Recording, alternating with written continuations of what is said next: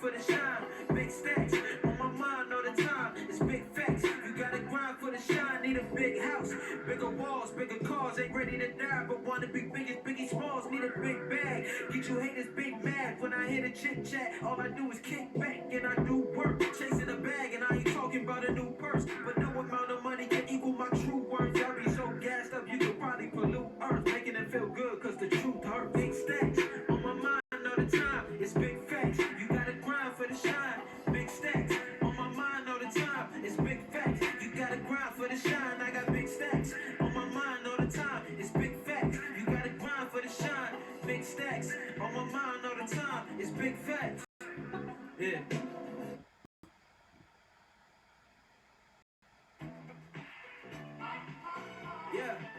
Yeah. Who am I? Never wanted to be somebody who would lie. Never wanted to be the coolest guy. People used to say that I was super shy, but now I preach like I was in Coolie High. And I wasn't even cool in high school till they started noticing that I could do the rhymes. But now I treat it like it's do or die. Who am I? I'm a father, son, cousin, brother, lover. But I am nothing like these other brothers. But I'm another young brother on the come up from a city where they might run up and you get done up. I'm a young black man, I rap and I'm great at it. Got the ability to make classics. I'm from where you make $1 and they take taxes. But if you're rich, you get a break. Tell me that ain't backwards. I'm a legend in the making. I'm a revolutionary for this generation. I'm a sucker for a good rap song. All puns intended. I'm a black swan. I'm a black sheep. I go off for any boom bap beat or trap beat. I was born to be the greatest if you ask me.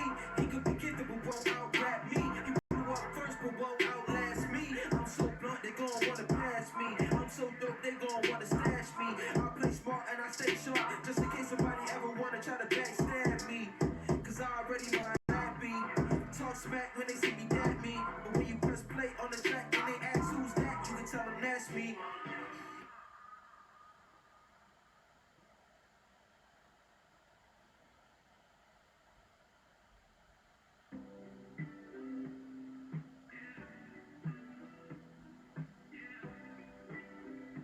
What's up, family?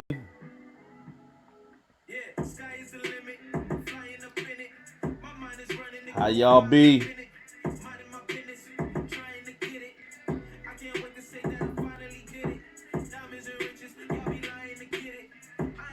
Hey, fam. I hope y'all well.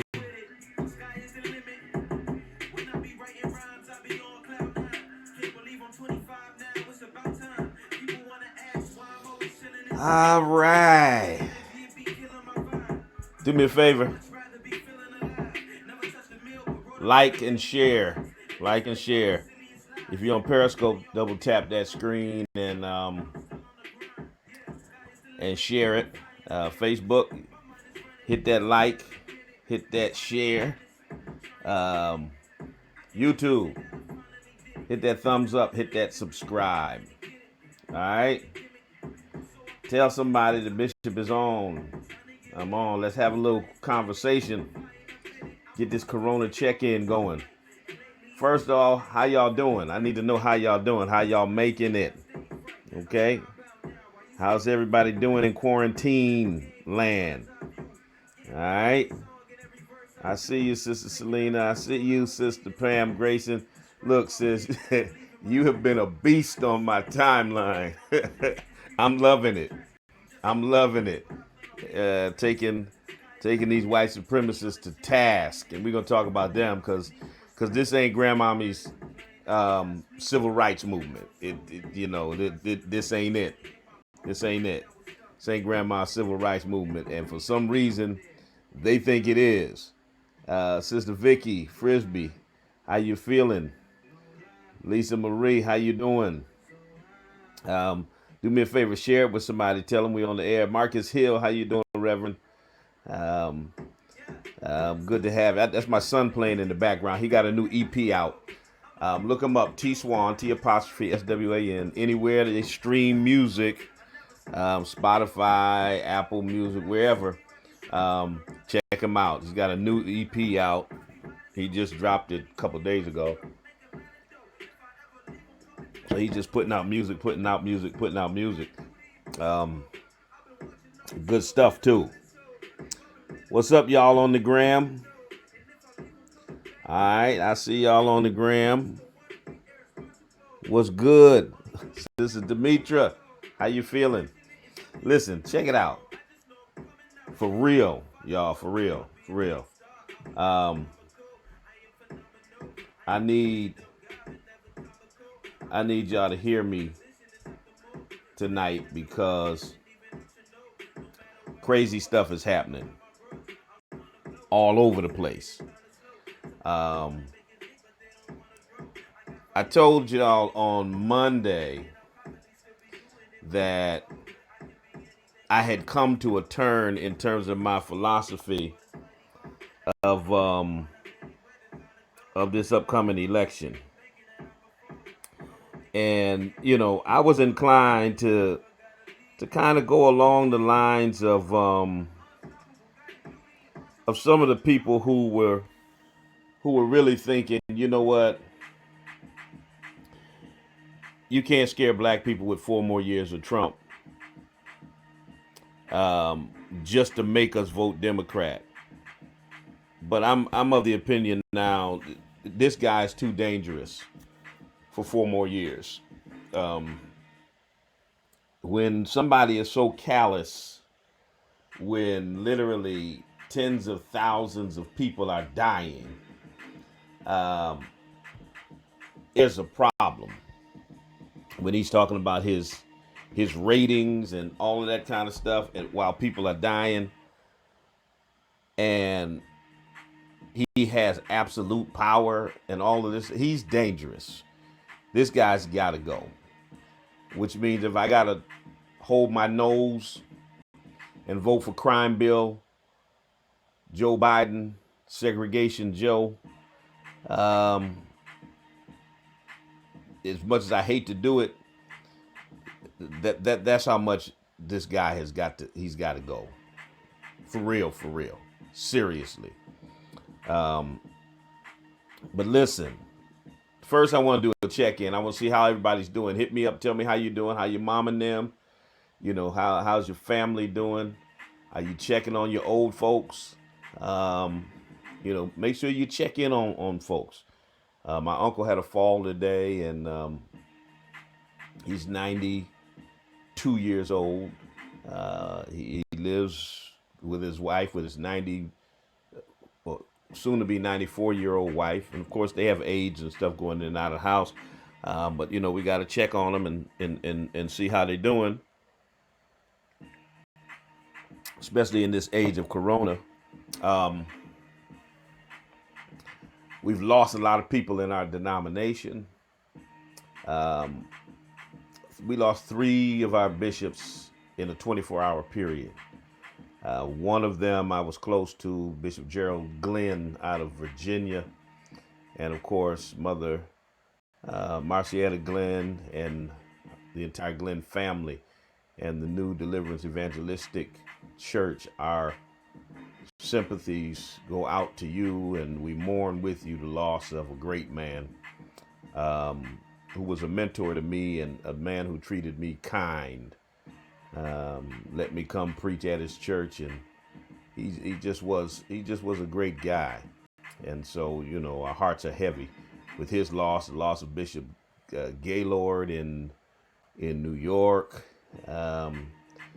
and so many others. It's like I hate to open up an email from the National Church because I fear the worst every time I see one coming. So I'm just checking in with y'all. How's y'all people doing? Y'all people doing all right? Everybody good? Who needs prayer? All of us need prayer, but who needs special prayer? We want to lift you up. We're on the prayer line every morning at 7 a.m. Every morning at 7 a.m. Interceding on your behalf during this time. Who we got over here? All right, I appreciate you, Miss Lisa, having my side. Heart fire, you good? Good to hear. Good to hear. Hope everybody is good. Hope all your people are good. Who went to church on Sunday? Well, not church. I mean, I know you didn't physically go, but who went virtually? Who went to church? Matter of fact, type in and tell me what the preacher preached about. That's how I know whether or not y'all was at church. Now, see, here's the thing. You can go to church in your pajamas now. You ain't even got to get dressed up. You ain't got to get your hair did. You ain't got to get your nails done. You ain't got to, get the fly outfit or nothing. You can roll over in your pajamas, pull up your phone to the live stream, and bam, you in church. But how I know whether or not you went to church, what did your pastor preach about? Go on, type it in the comments right there. That's how I'm going to tell if y'all went to church. That's right. Come as you are. Did y'all go to church? Uh-huh. Holy Trinity. It's time for a resurrection. Okay. All right. Who else? Who else? Come on now. Who else went to church? Tell me the title of your pastor's sermon on Sunday. Friday through Sunday. Okay. Mine was similar to that. From Friday to Sunday was my dead bones. Okay. Come on. What's the title? What's the title? What's the title of your pastor's message? I don't see y'all on Periscope. Periscope, y'all didn't go to church. Y'all didn't go to church. Y'all didn't even go to virtual church. Because ain't none of y'all telling me nothing about what your pastor preached about. So y'all ought to be ashamed of yourselves. Let me check Facebook. What your pastors preach about, Facebook? Let me see. The sermon was, it's Easter, but why does it feel like Lent? All right, Greg Sneed, Alfred. All right. Sister Kathy, I know you were there. Dr. Graves, Dr. Freddie Haynes preached about making it through these difficult times. All right. All right, let me see. Let me check the see. I don't think Periscope went to church, y'all. It looked like Instagram went to church. It looked like, Facebook went to church. I got to check and see if YouTube went to church.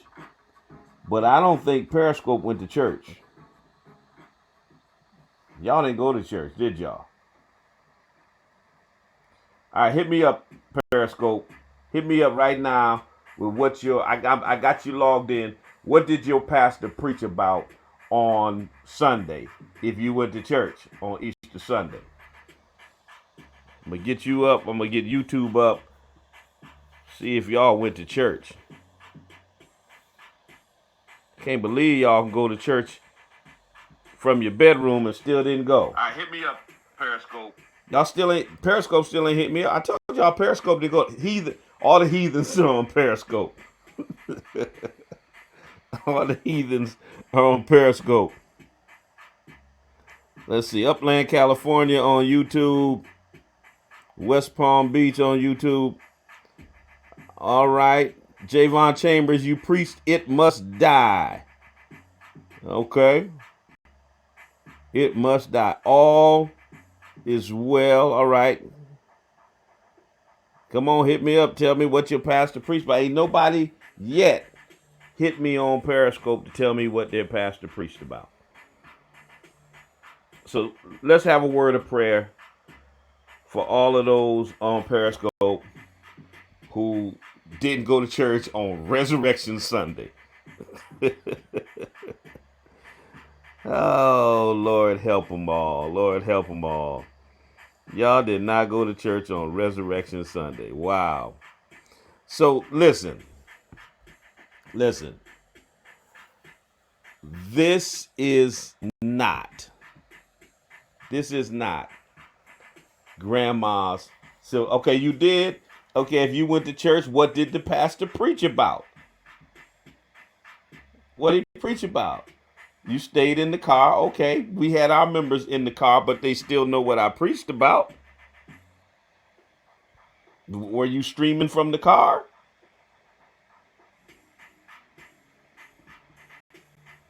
You don't remember you don't remember. They said he preached about Jesus, obviously. Duh. What was the title of the sermon though? I mean, come on, that's a nice generic answer you can answer for any given Sunday. Ah, it was John 11, you think. So you just wasn't paying no attention to the you wasn't paying no attention to the. What was you doing in the car if you wasn't streaming? Ah, boy. It was 6 a.m. You're new to the app, but you still should know what your pastor preached about on Sunday. Okay, well, y'all figure out on Periscope, they confused. They don't. It was too early for them. They was in the car and stuff, so they they don't know what their pastor was talking about. Ah, that reminds me of folk way back in the day. They'd be like, "Man, the pastor sure did preach. What he preached about, I don't know, but he sure preached." Yeah, I be all up on Trump's tweets. That's right. I be up on them. Mm-hmm. You absolutely correct. So listen, and since you said that, that's a good segue. That's a good segue to come right in here. So we got these white supremacists out here making threats on anybody who they feel like is too critical of the orange stain in the White House. Now, I've been getting threats, literally, death threats, threats of bodily harm for a quarter of a century, for 25 years, easily. I've been in public life since I was in high school, and got out of high school, um, and I mean, I used to have the police sit out in front of my house to intimidate me. Um, I've had threats of people they were going to blow my church up, burn my church down, shoot me. I mean, I've been through where the point where I had to literally send my family away to Texas for a while, um, to be safe, because we feared that someone would act on these death threats that they made. So I've been going through this for years. I've got a direct relationship with the FBI. I was speaking with an agent tonight that I deal with when I get threats. Direct line with the police department. Matter of fact, believe it or not, I am a police chaplain. I'm a police. Y'all didn't know that? Oh, I don't have my briefcase in front of me. I have my badge in front of me. But I'm a police chaplain for the Springfield Police Department. So I've got a direct line with the commissioner, direct line with the FBI, to report these folks. But these white supremacists, white males in particular, feel like they can say whatever they want to you. They can do whatever they want. They can say whatever they want. Make direct threats, make death threats, and nothing's going to happen to them. That's what they really think. Now, I was getting a series of death threats at one point in time over the last couple of months, and they were mostly anonymous. So what we did was we changed the service at our church to where we don't receive anonymous telephone calls. So all telephone calls that come through, have to be identified through the caller ID. Now, here's how crazy these white boys are. Knowing that their numbers are identified, knowing their numbers can be traced, their identities can be traced, they still leave threats and racist messages. And some of them get so bold as to identify themselves and give the phone number and then make a threat.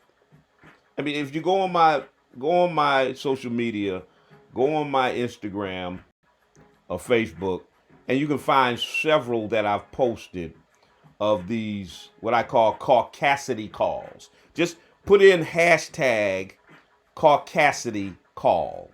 CAUCASITYCALL. Caucasity call. Somebody type that in the comments so everybody can get that.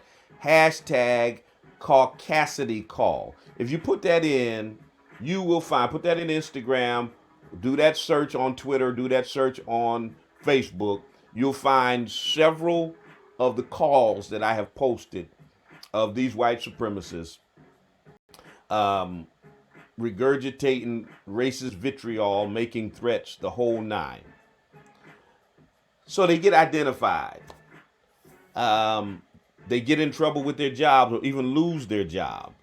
As far away as Salt Lake City, Utah, a cop lost his job for coming at me with some racist stuff. A truck driver lost his job coming at me with some racist stuff. I mean, I can run the gamut of folk who are crazy enough to do this stuff, put their livelihood, their reputations at risk. And it's the arrogance of white supremacy because they don't think anything will happen to them. I threatened a nigga, I'm going to get away with it because I'm white. That's really what they feel. That's their mentality. I got a guy right now named Justin Menace All. You go on my Facebook page right now, very lively conversation going on right now on a post where this clown, Justin Menace All, who was a staff sergeant in the U.S. Army, a trainer at a Ranger battalion, went into my Instagram and threatened he was going to come to my church and whoop my A. No reason. I don't know the guy from a can of paint. He got mad because of something I said about Trump. I don't even know what he got mad about and felt like he needed to threaten me. And here's the thing. If you disagree with somebody politically or something they say over social media, is it that important to you that you got to hunt down their phone number, call their church, and make death threats or threats of bodily harm? Is it really that important? See, here's the thing. And here's what I need these white boys to understand. Donald Trump is a vile, disgusting bigot. But Donald Trump has something called Secret Service. Okay? He got security. He's got the army at his disposal. He's got, all kinds of protection around him, as is the custom for anyone who serves in the office of President of the United States of America. Donald Trump has Secret Service. Y'all ain't got no Secret Service protection. You ain't got the command of the army. Y'all gonna let y'all president get y'all hurt. Because this ain't grandmama's civil rights movement. What y'all need to understand, them days of the 1920s and 30s and 40s and 50s and 60s where black men looked down when white men or white women addressed them, where they wouldn't look them in the eye, where they allowed them to call them boy and speak disparagingly to them and treat them like they were little children and disrespect them. Those days are over. And while I understand racism has been here the whole time, and that Trump, your mama's useless, and that Trump has, let me mute that person, and that Trump has brought on a resurgence of the old time, in your face, overt racism. These guys think they stepped into a DeLorean and went back to 1950 and they're going to treat us like black men were treated back then, and we're going to respond in the same way. That ain't happening. This ain't grandma's civil rights movement. Okay? You're not going to find docile, passive black men that are going to let you walk all over them, say whatever you want to say to them, do whatever you want to do. And here's the thing. They try to come at me because I'm a preacher. And so they start quoting scripture. What about turning the other cheek? What about preaching love? What about forgiveness? First of all, forgiveness comes when you ask for it. Even God requires that you ask for forgiveness. Okay? Secondly, that whitenized, bastardized, slaveholder religion that you taught our ancestors, slaves be obedient to your masters, taught them, you taught them bits and pieces of religion to make them better tools of service and to make them passive and docile and obedient to white supremacy. We don't ascribe to that type of Christianity. That ain't it. Now, there are some who are still caught in a time warp, but no, we ascribe to a liberation theology, okay? One where Jesus came into the world to minister to the poor, the imprisoned, the sick, and the oppressed, where he came and stood against injustice, where he whipped hypocrites, moneylenders, and those who exploited the people out of the temple. That's the religion we practice. I'm a Nat Turner kind of preacher. Okay, Nat Turner had an epiphany that God wanted them to be free. And so he had the Bible in one hand and a gun in the other hand. I'm a Denmark Vesey kind of preacher.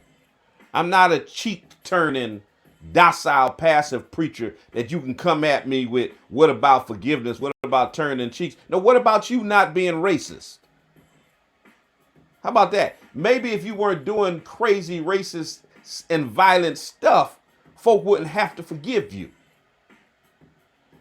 So those days are over of thinking you're going to run up on me and find some docile, passive preacher who's going to sing kumbaya with bigots, and encourage people to just lay down and get walked over. No, you got the wrong one. The wrong brother. And so Justin Menace All, and so many others. There was another one who this same week, same thing last week, called making threats and stuff. I forget that clown's name. Let me see if I can find that clown's name. He's another one. These folk are out of their minds, literally, in thinking that, we're going to do it. Russell Hebert is the other guy. We're going to do and say whatever we want. And he's just going to lay down and take it because I'm white. And he has to take it because I'm white. No. If you come for me, I didn't send for you. There's going to be, as Eddie Murphy said in the movie Life, when they was trying to take his cornbread. He said, you try to take my cornbread, there's going to be consequences and repercussions. Straight up. You come for me, you threaten my life, you threaten my family, there's going to be consequences and repercussions. You come and clap, I clap back. So this whole notion that I'm supposed to be silent and, turning cheeks and letting bigots get away with, treating black people any old kind of way. No. Why do I get heated? Why the hell you think I get heated? What kind of question is that?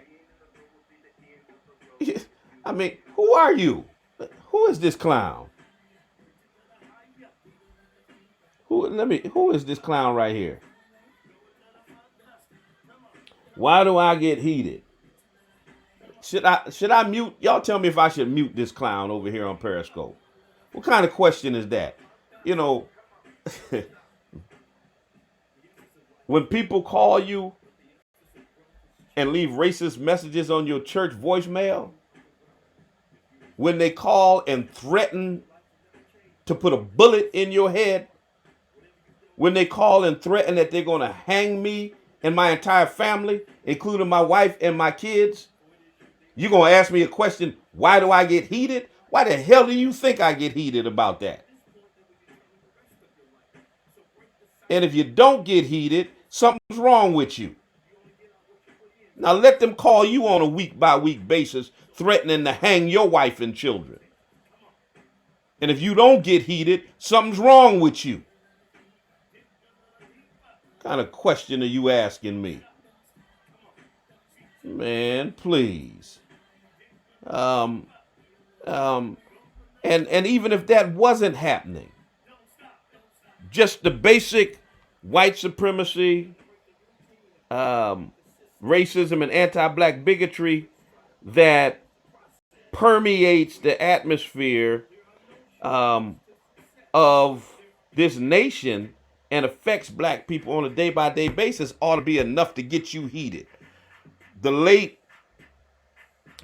James Baldwin said, to be black and conscious in America is to be in a constant state of rage.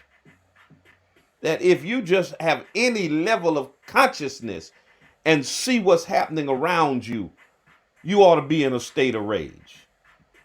Now, unless you're a white supremacy apologist, or unless you ascribe to some religion that has pacified you and made you docile, then you ought to get heated quite often if you're black and live in America.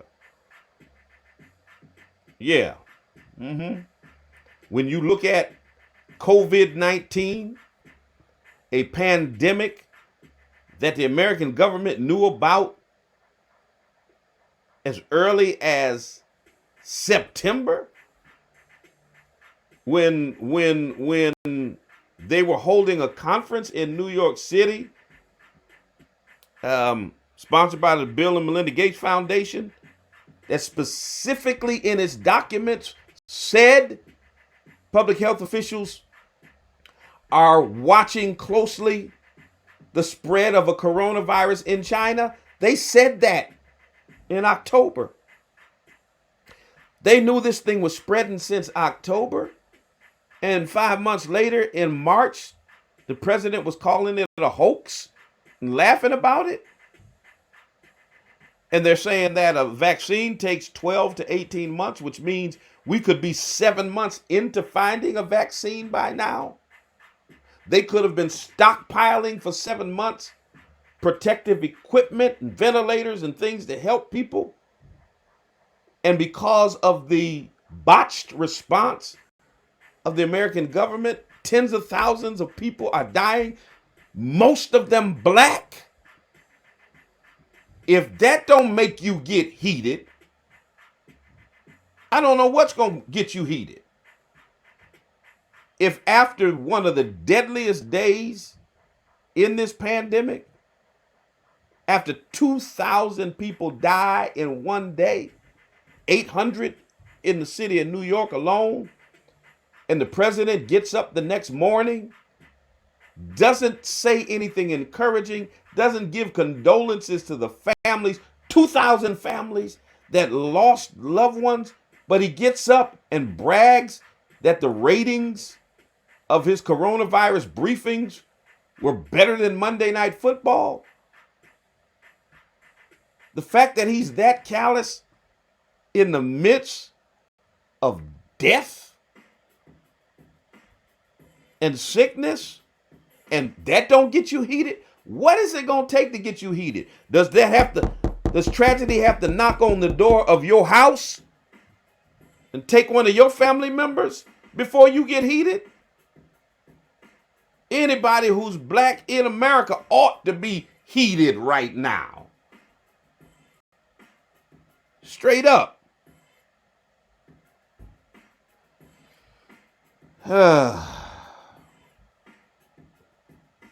Listen, listen, listen. We have moved into uncharted territory, brothers and sisters. We've moved into a paradigm that we've never seen before. Nothing like this has happened in over 100 years. Um, um, and here we are. Will they take this opportunity to take away some of our rights? What will happen on the other side of this pandemic? We don't know. How long will we be in this pandemic? We don't know that either. The only thing comparable to this was the 1918 pandemic, where they had social distancing protocols in place. And that pandemic lasted 15 months. So we don't know how long we're going to be in this. We don't know how many more lives it's going to take. We don't know if the curve is flattening or when the curve is going to flatten. It's all unknown right now. We ought to be upset because it didn't have to be like this. And then when Dr. Fauci was being interviewed and said, had they started social distancing and all of the protocols that they've put in place now a couple months earlier, that they could have saved lives. Of course, Trump got mad at him.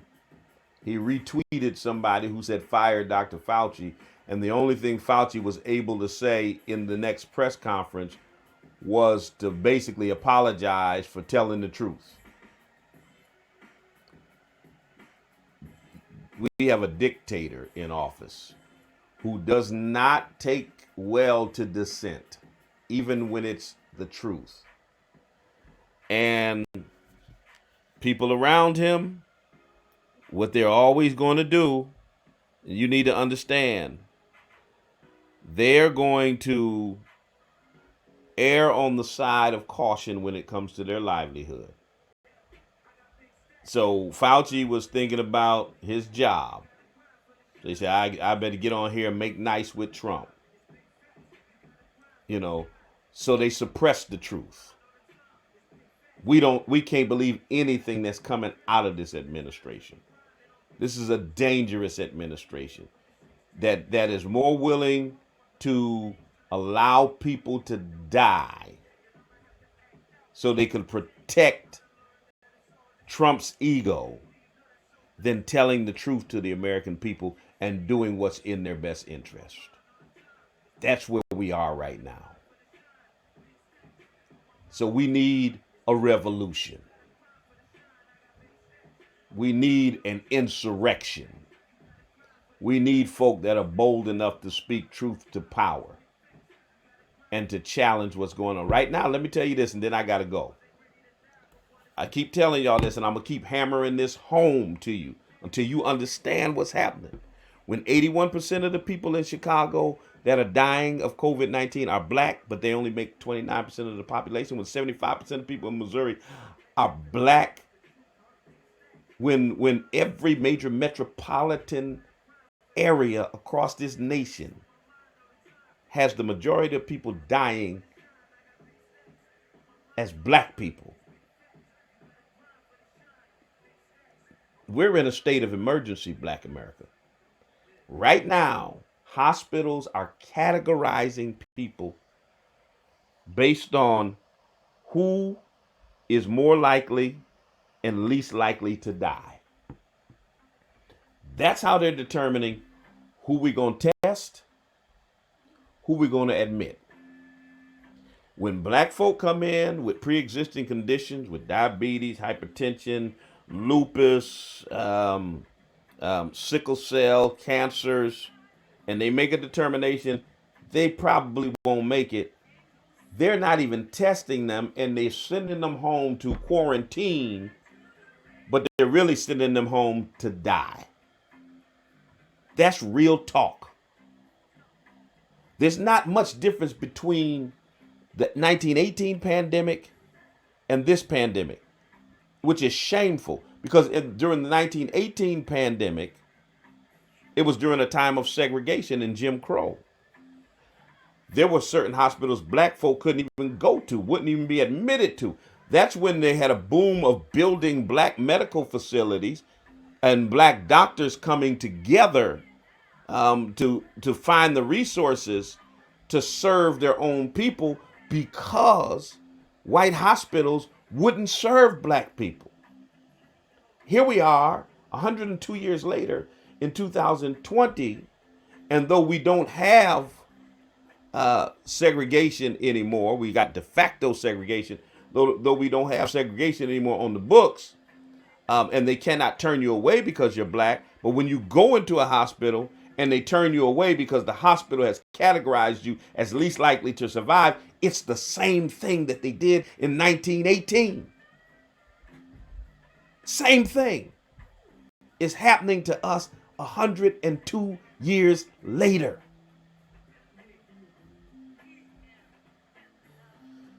And we need voices that are going to speak truth to power against this, that are going to challenge these practices by hospitals across the nation.